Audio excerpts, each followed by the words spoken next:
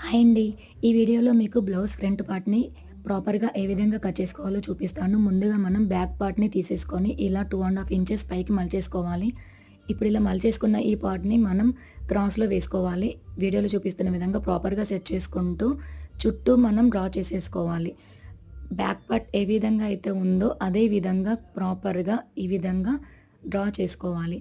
ఇప్పుడు చంకల వైపు ఒక డాట్ కిందికి ఇంచు డాట్ పెట్టేసుకొని దీనికి సూటిగా ఫ్రంట్ కాలర్ వైపు ఇంకొక డాట్ పెట్టుకోవాలి.